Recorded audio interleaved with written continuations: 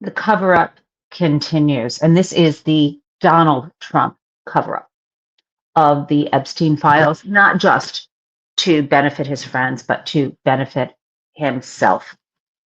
The biggest news that we have is that Donald Trump is now kind of regretting all the criticism he gave of Bill Clinton.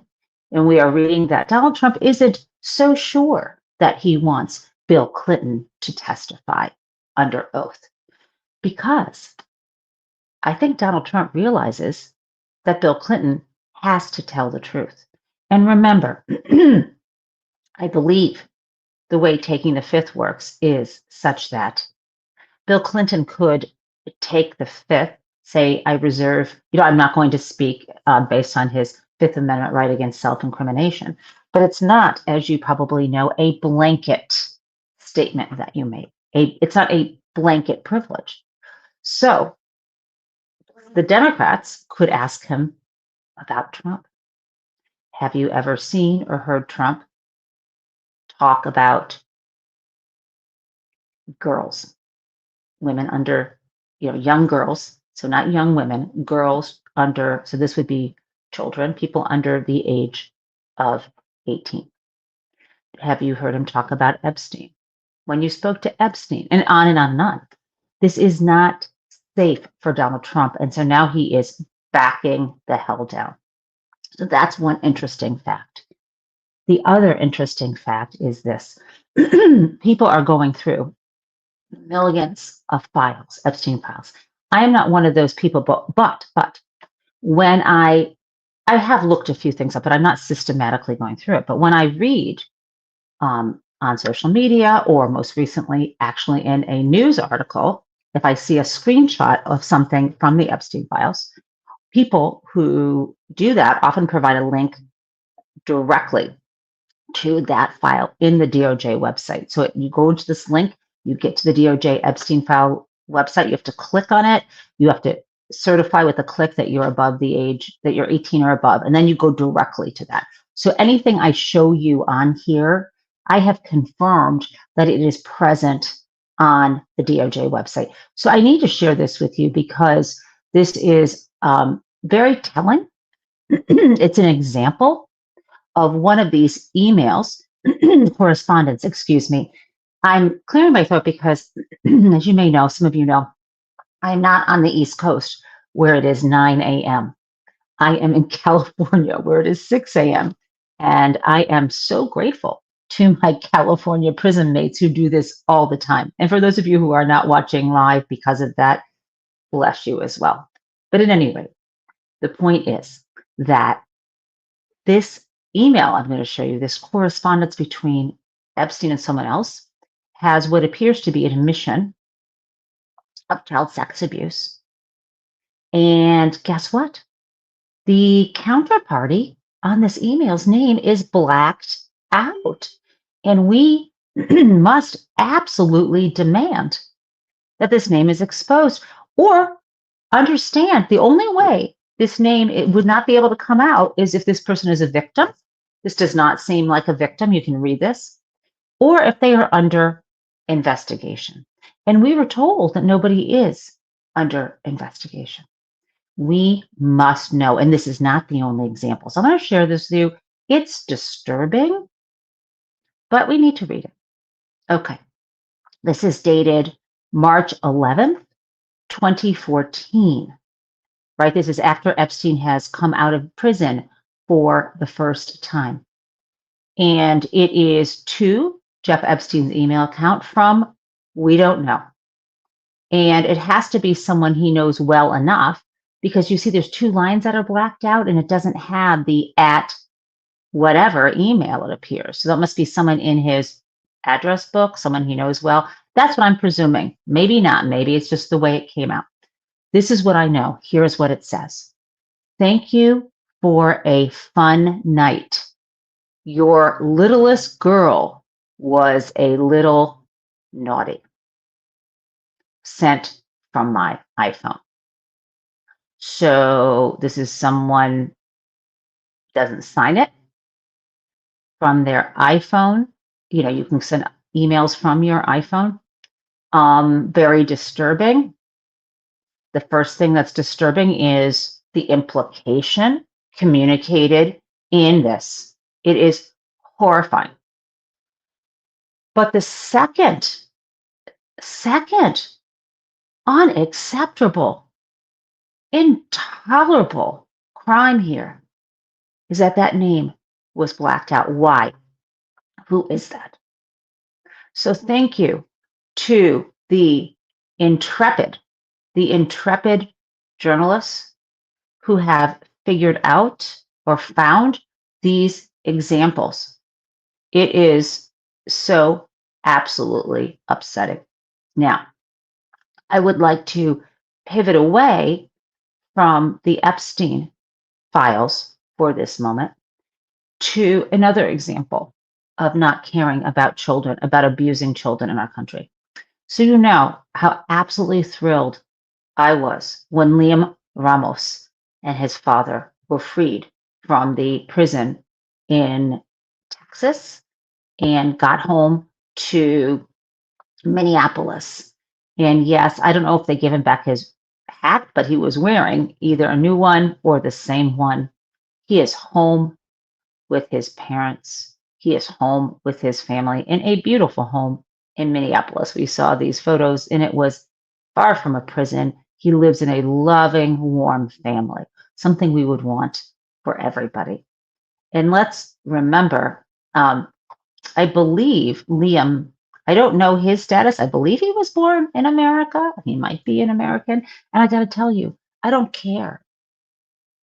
I don't care because being in his father is in the process of applying for, came over to this country applying for asylum. And I want to know, even for those people who came to the US and crossed over and came here and overstayed their welcome, this is not the way to treat them. People who have jobs, who have families, should be welcome here.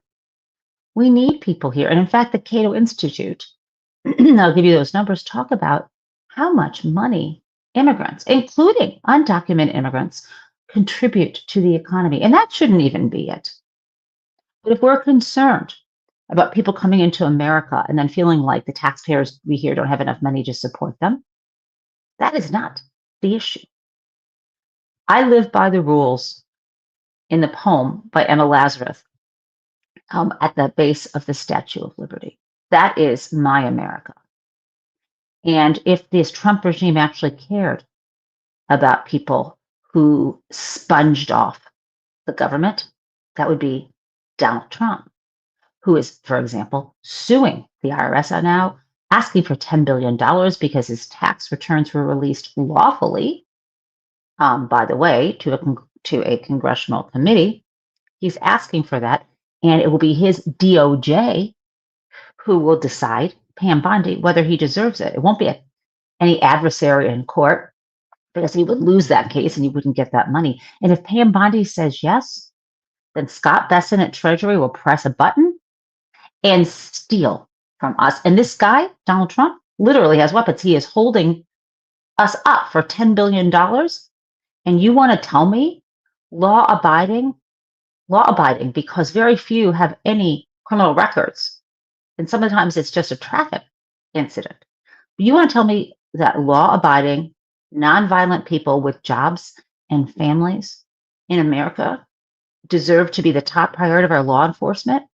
That are, well, not even law enforcement, of the federal government's goon squads, mass goon squads with guns, breaking all the windows of an apartment building to drag someone out, shooting a woman, an American woman, it's 7 times in the stomach so they can try to enforce and intimidate to do this. Murder after murder, violent assault after violent assault. No, that is lawless. Thank you, Zoe. And so let me turn back to Liam Ramos. You know how thrilled I was, right? I told you that he was released. Well, of course, these very bad people, here's what they're doing. I'm going to read this. This is Minnesota Public Radio. Breaking: the federal government has filed a motion seeking to end asylum claims for the family of Liam Conejo Ramos, according to the lawyer representing the family. Here's a picture of when he got home. There he is with his father. There are Congresswoman Ilhan Omar from Minnesota, and then we have Congressman Castro from Texas who helped free him. Tell me why they're filing to end his asylum claim. Retribution for fighting back? Explain to me why. Explain to me why, like I am a 5-year-old. A 5-year-old friend of Liam Ramos. Explain it to me. Because my morality has not been altered like these people. Something is wrong and they should not clearly be in charge. So I got that for you. Now, staying now that we've moved on to the theme of immigration, a little bit of update on what's going on in Congress about funding the Department of Homeland Security. Let me take a sip of this coffee. So good. Okay. So where we stand, because I wanted to get some clarity around this for you all, is as follows. You know that we have government funded through these appropriation bills that the Senate and the House passed. But set aside from all of that, one agency did not get its appropriation for the year. And that one is the Department of Homeland Security, which includes Customs and Border Patrol, as well as ICE, right? You know that. Okay. And so think of that as like a box to be funded. Oh, here it is. Here's a cube, right? So this is the whole Department of Homeland Security. Inside of it, though, of course, is ICE, Immigration and Customs Enforcement. And ICE already still has this other funding. It's already been pre-funded with this $75 billion. That's still happening. ICE still has funding. So what makes the most sense? And so there's supposed to be 2 weeks deadline. Or I'm going to say it's clear. It's still DHS has funding until the 2 weeks end, right? So at the end of 2 weeks from when the budget bill passed, DHS loses all of its funding. No DHS funding, except again, ICE will still continue with that $75 billion appropriation over a few years, but they can just use it whenever. So the smart thing to do right now for Democrats is to say, here what we want. America hates ICE. There was a professional wrestling match where they were shouting F ICE. So this is widespread across America, and it's unconstitutional what they do, and name the people who have been shot and murdered and so on, and say, no, here's what our demands are, right? And really get the ICE reforms, or say, I would say, if I were Republican, if it was Democrats, we don't want the 75 billion. We want it to be 10 billion, like it always was. And unless you cut that back, no funding for DHS. That'd be great. No Border Patrol. They're the ones who are killing people as well. Nothing else. F you. But instead, my flippin' senator from Michigan. What the actual fuck? Here's what she said. Senator Alyssa Slotkin raises the idea, so this was from yesterday, raises the idea of funding everything at DHS but ICE. And she said, I would certainly be interested in separating ICE out from the rest. It is a version of what we did last week. We isolated DS, now isolate ICE. Lisa Murkowski said, interesting idea. John Kennedy of Texas, Republican, said, I don't think the Republicans will go for that. I won't go for that because it's a lie. There is absolutely no separating out ICE. ICE already has its money. You do that. You do a continuing resolution saying, okay, guys, You can fund all of DHS. Let's just separate ICE and we'll talk about their funding. Talk about ISIS funding. Talk about ISIS funding. They've got a shit ton of money. And I hear her that we don't want them to have even more. But I know she worked at the CIA, which is involving intelligence. And I know she is a smart woman. So I don't understand why these words came out of her mouth. That's what I find problematic, right? Fine. Okay, let's continue a little bit, excuse me, on this. So before I kind of give you some clips of what the pressure now is on the Senate, and I'm going to have some clips from Senator Chris Coons from Maryland, or is he Delaware? My brain is, it's one of the two. Senator Coons is from Delaware. Okay, got it right the second time. I'm going to have him in a moment. Before I do that, I've got to tell you, Donald Trump is really awful. Like I need to say this to every day. He is terrible person. And here is what he put on his account, on his Blue Sky. He's not on Blue Sky, on this Truth Social website. I'm not showing the whole video for you. I need you to see this photo. Here is what he shared himself. And here we go. Phil Lewis, reporter, says, last night, Trump posted a video to his social media platform that contained a racist clip showing Barack and Michelle as monkeys, and it is still up, a 1-minute clip. How many times do I have to say this to you, and how many times do you say this to yourself? Anyone who supports Donald Trump is this. When you support someone who is blatantly racist, it's being racist. When you help Nazis drag Jewish families out of their home, you are a Nazi. When you support an administration that is killing people and is harming children and covering up for pedophiles, that's what you are supporting too. And the only logical exception to that would be the only other regime choice is someone who would do even worse. And that ain't so, my friends. Okay. So now I do want to move to Chris Coons. And he was this morning on CNBC Squawk Box. Let's play this because he's being ganged up on by the folks on the show to make it sound like Democrats are being unreasonable about the funding of the Department of Homeland Security. Let's play that. This is House and Senate.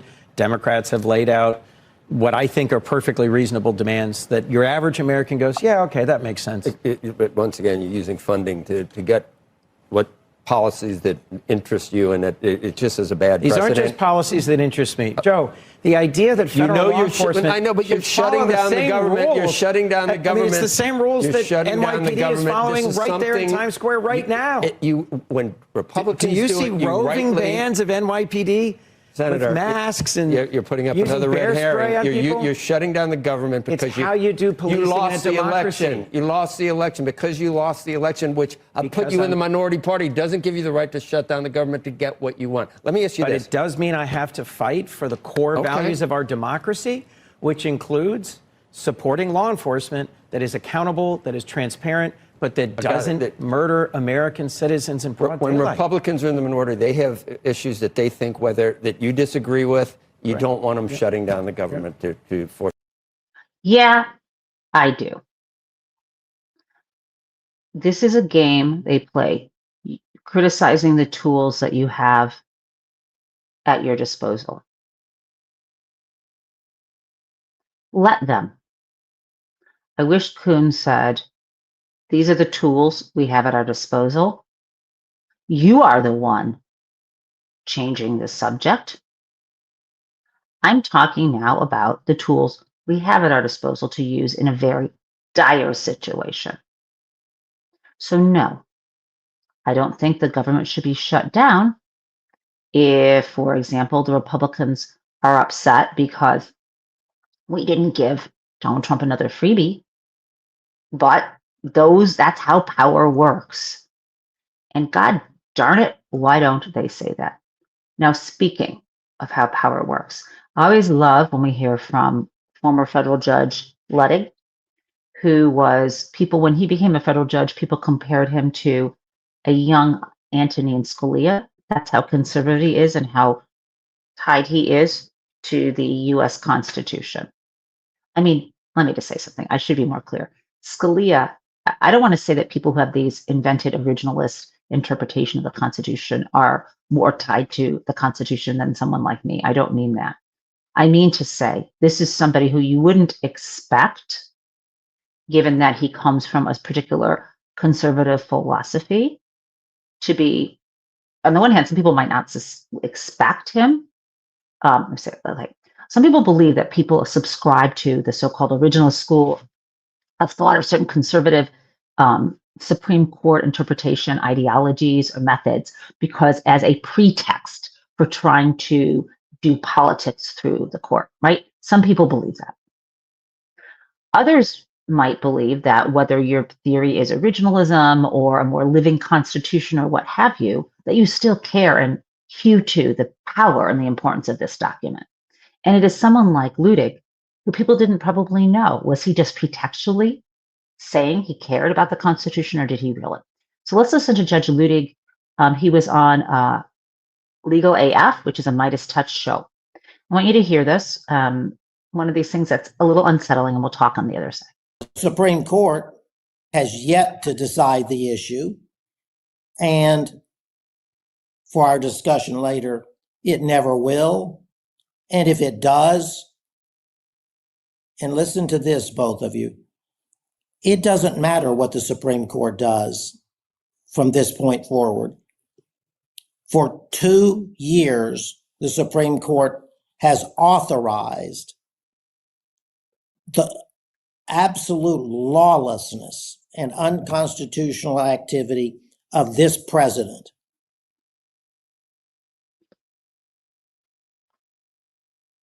It's true. Let me say this other thing. I see folks in the chat saying how much they love him. He is actually, you know how sometimes people who have a high stature can be utterly unpleasant? Actually, people who want to have a high stature can be utterly unpleasant. Let me tell you, for whatever reason, I know the reason. I was helping, do you remember the case out of Colorado where they were trying to keep Donald Trump off the ballot? And it didn't work at the US Supreme Court, off the ballot because I said he'd staged an insurrection, that whole thing. And at the time I was on the legal advisory board, I think I might still be, of this group Free Speech for People, who was helping on that case.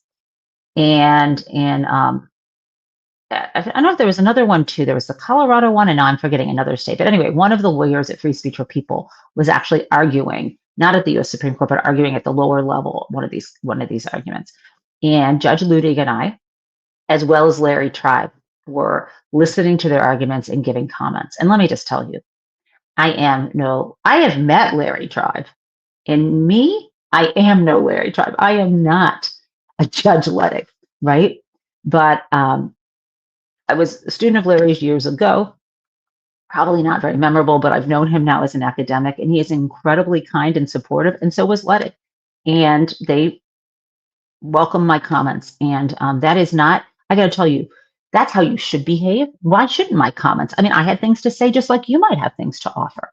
That's not really the point, right? They welcome them. The point is, I have met people who are not federal judges of his stature, are not Harvard law professors, constitutional law professors like Larry, who, are incredibly, incredibly rude and condescending. And I think it shows you that if you are secure in yourself, like obviously Larry, and I forget what Luttig's first name is, Tribe and Luttig are,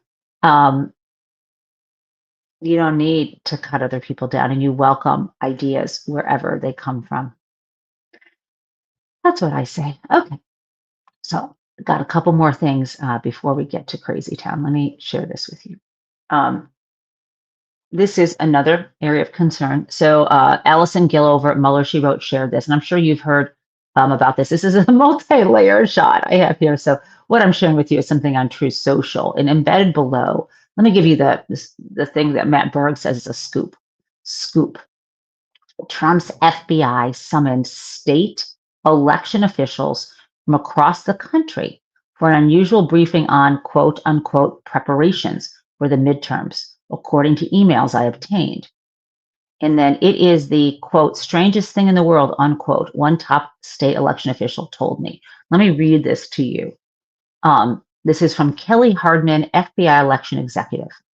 Dear election officials, to prepare for the 2026 U.S. midterm elections, your election partners at the FBI, DOJ, DHS, USPIS, I don't know what that is, and the EAC would like to invite you to a call where we can discuss our preparations for the cycle. Hey, Deb, or someone while I'm looking at this, AJ or Jason, can you look up, one of you, Deb, can you look up USPIS? And Jason, will you look up EAC? And AJ, just be happy until I ask you to do something. Thanks. Okay, so these folks would like to invite you to a call where we can discuss our preparations for the cycle, as well as updates and resources we can provide to you and your staff. The call will be on Wednesday, February 25th, 2 to 3 p.m. Eastern, and will be for chief election officials. You may designate a proxy to attend in your place if you're not available. On Wednesday, March 4, we will hold a similar call for members of the EAC's local leadership council. We look forward to speaking with you in support of the 2026 midterms. No, my friends, that does not make me happy. What Allison Gill said of Mueller wrote, I hope lawyers, secretaries of state, and state attorneys general are preparing for what's coming. Not good, my friends. But I want to say, in addition to this, I said this, I was on Dean Obedella's show last night on Sirius XM Progress. And Dean and I were talking about this, and I said, look, let's look at what Trump did in 2020. He had two strands, right? He had two paths. One path was the most visible one, which is what we saw, summoning people, stand back and stand by, the Proud Boys and all these folks, violent folks, to come to the Capitol, to go from the ellipse down to the Capitol, to use violence, to break the windows, to break in, to, wearing, carrying Confederate flags and defecating in the hallways and trying to kill Nancy Pelosi and Mike Pence and all that violence, right? And 1,500 of them were convicted and many of them imprisoned. And then, of course, Donald Trump either pardoned or commuted their sentences, right? We know that. But there was the other path, which is really important. And the other path was trying to use the legal system or manipulate it. And it went through many stages. First, it was trying to sue, to claim that he had actually won in certain states so that he could get those electoral votes. Remember all that? And then there were the fake electors. And then there was mostly, at the end of the day, the pressure was on Mike Pence because he was going to be the one counting the votes. And it's supposed to be a ministerial action, the electoral votes, opening it up and saying, yes, these votes from this state, these votes from this state, in order to say that, Joe Biden and Kamala Harris had won. Well, he was trying to manipulate that. He was trying to give Mike Pence, pressure him to say, no, I think there were some irregularities. Mike Pence said no. He gave Mike Pence plausible deniability, this ability to say, well, there's some questions here because of these other electors. It was all bullshit. But he wanted it thrown into chaos so that at the end of that day, instead of counting electoral votes, it would be thrown into the Congress. And then I think the way that works is the way that would ultimately work would be Trump would somehow have unlawfully, but tried to use legal mechanisms to stay in power, right? That was the self-coup aspect of this. Well, I think the same thing is going to happen here, right? They're going to try to use the legal apparatus, the pressure through these mechanisms they have at the federal level to try to pressure, to push, again, through the power structure and or through the courts to get people on the ground to be intimidating voters, right? Obviously, brown and black voters, because that's what they've been doing, because they're going to say under the guise, we think people who aren't citizens are voting, which isn't true. I mean, maybe there was a handful in the whole country. I don't even know how many, but the idea is to terrify others, just like the people who, like Marimar Martinez, an American who's pulled out of her car. I am afraid, right? This is that they want to have ICE or Border Patrol there. And if they go up to someone who doesn't have their passport, drag them out, lock them up so they can't vote. That will chill voting. Now, when I say that, I know it's upsetting, but it's not going away. This is what he wants to do. But here's what gives me hope. We have a roadmap. There's always two pieces to this, right? There's the legal part, and then there's the what's on the ground.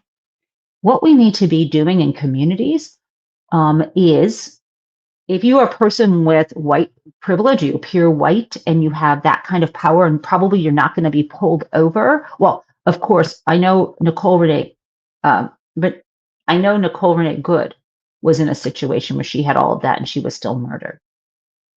So I'm not suggesting you put your car in the way of people.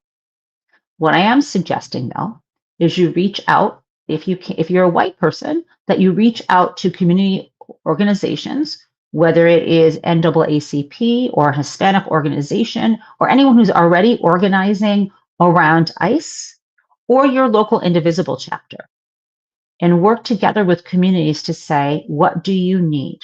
Because what I envision might not be the right thing communities need, but I think that poll should be a welcoming place. Now, there's this, under law, you've got to stay a certain number of feet away from the polls if you are campaigning, right? We know that. And we also know, apparently, you're not even supposed to hand out food and water to people.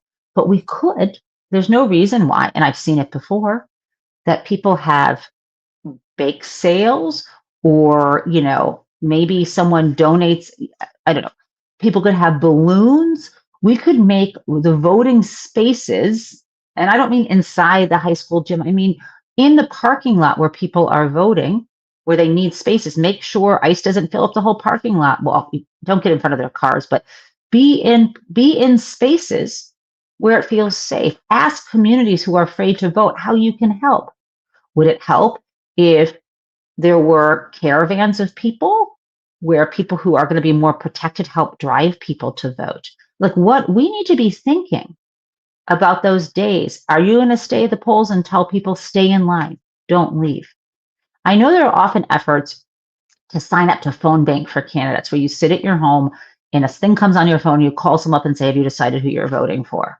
Right now, if it were me, I would want to put my body in the places where people vote, so I can document if there's intimidation. But it's kind of too late if there's intimidation and threats and people are afraid to vote and they just don't get to vote, right? We want people to be able to vote by mail in our states. We want to be able to have people feel safe when they go to the polls. So I feel like loving protection of people so they go to the polls is what our job is, if we're not lawyers in trying to litigate these things. This is just what I am thinking. And I don't know how it plays out. I know where I live in Detroit, I'm going to reach out to my local representatives and say, where can I go to help? Who's thinking about supporting communities and getting people to the polls safely? Early voting, mail-in voting, day of voting. That's what's on my mind. There's enough time to plan for November. And of course, there is the March 28th No Kings event, No Kings 3.0. Oof. So that is a lot of stuff that I have told you. And so I do want to get you to Crazy Town. And Crazy Town is pretty flippin' crazy. And it involves, not shockingly, the prayer breakfast. I guess there is this annual prayer breakfast.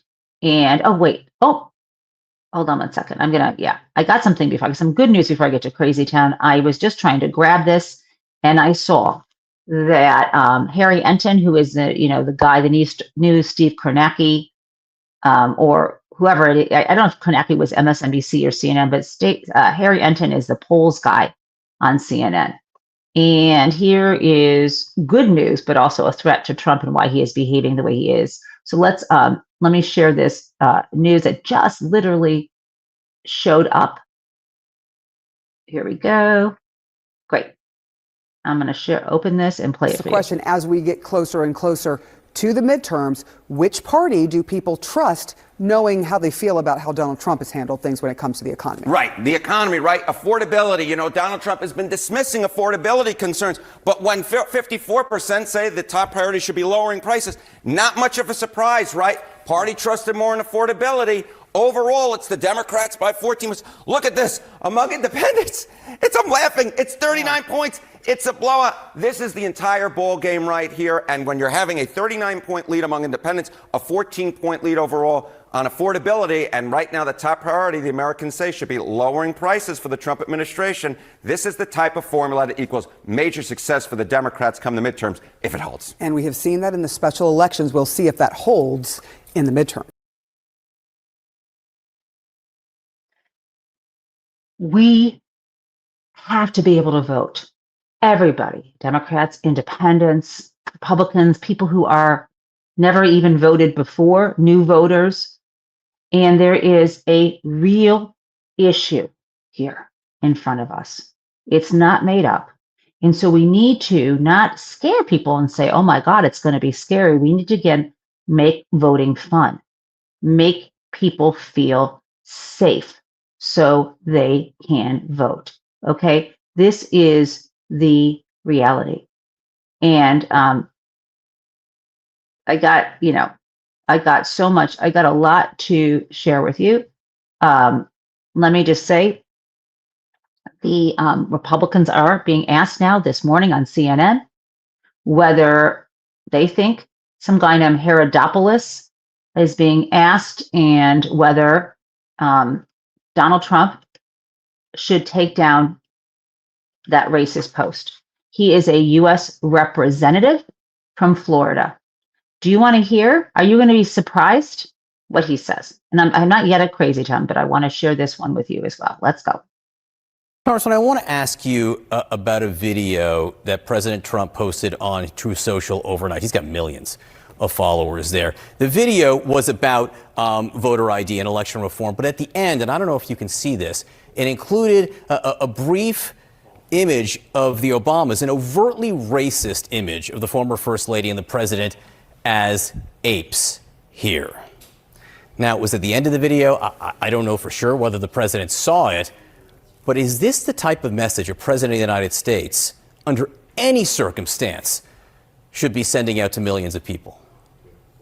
Well, I've not seen that video till you just showed it to me, but this, like what I've tried to do, and I tried to do it on your show today, the number one thing that we need to do is elevate the conversation. I want to have more transparency in the government. It's the reason, even though I'm a... Elevate the conversation, you coward. You coward. You cannot elevate a conversation by whitewashing racism.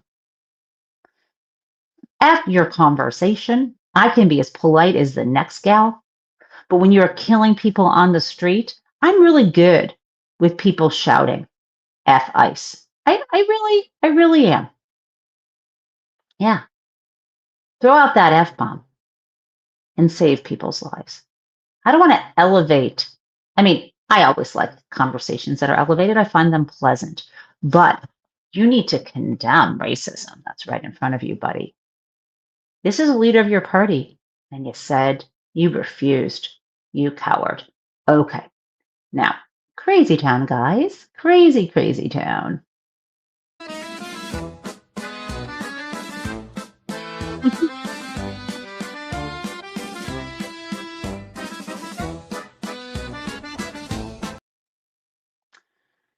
Crazy Town, Donald Trump at the annual prayer breakfast.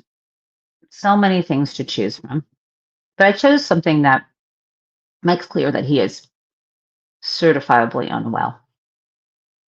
I mean, I don't know what I certified. Like, I'll certify it. Me, hi, Jen Taub says you're unwell. Okay, I think we can all the prison mates think you are unwell. Let's play that for you right now. And I said, you know, he's a really smart guy if I ever get this thing. I got to get it. It wasn't easy, you know. They rigged the second election. I had to win it. Had to win it. I needed it for my own ego. I would have had a bad ego for the rest of my life. Now I really have a big ego. The beating these lunatics was incredible, right? What a great feeling. Winning every swing state, winning the popular vote. The first time, you know, they said I didn't win the popular vote. I did. But they said, so they'd always say, would always thought they'd introduce it. While Donald Trump did not win the popular vote, you know, I'm sitting up being introduced by a Democrat or somebody. And they say, why Donald Trump did not win the popular vote. He won the presidency. Here he is. I said, that was terrible. I said, and we won the popular vote by a lot. We didn't want to play any games. This has been a much different. We had a great first term. We had the greatest economy. This guy is nuts. And there is something else, though. I mean, this is, as you say, you know how that line, sir, this is an Arby's? It's kind of like, sir, this is a prayer breakfast. He is standing up there talking about his ego and winning, nothing about what it means to serve, lying about the results, showing us that he can't, he actually cannot handle the idea that of the truth that he lost in 2020, that in 2016 he didn't win the popular vote. This man doesn't want to lose, doesn't want the Republicans to lose the midterms. They will. If we all get out and vote according to what the polls say, I believe Democrats will win. We need to have people vote and count the votes. That's how our system works. Now, one last thing in Crazy Town before I leave you guys for the weekend. He was really, really struggling at this prayer breakfast. So let's watch this. Dr. Mehmet Oz to show us how this beautiful new website works. And Dr. Oz, come on and let's see what you can tell us. Thank you, by the way. Everybody, you're going to save a fortune, and this is also so good for overall health care. And Oz, you've done a fantastic job. Thank you very much. Thank you, sir. So you demanded, President demanded. Okay. Do you know what he's done? He's launched a website called Trump RX, where he's not selling drugs, but it's like a platform where you can search to see where you can buy your prescription drugs for less money. People are actually searching on there, and it's not giving you bargains. Shocked? Are you shocked? The other thing to say to you is it will get worse before it gets better. I'm now picking up the cliche. You know how I used to say it will get worse before it gets worse? No, it will get worse before it gets better. It gets worse. But we are in this together. We have our communities. And the stronger we build the bonds of our families and our chosen families and our neighbors, meet your neighbors. It's February. There's plenty of time between now and November. Meet your neighbors, meet your community. Make America the place that Emma Lazarus saw it as. Our strength is our diversity. Our diversity is our strength, and our strength is our diversity. And I'm so glad that we have this community here, my Prism Mate friends.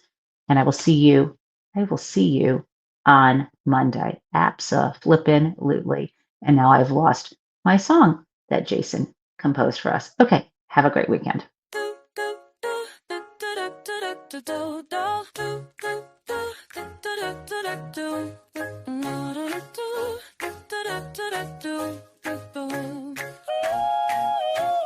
Hello, Prism Mates. It's the Gen Taub Show where welcome everyone. Let's learn about what is happening in politics yesterday and today. There is hope, and we are together in this democracy we work for.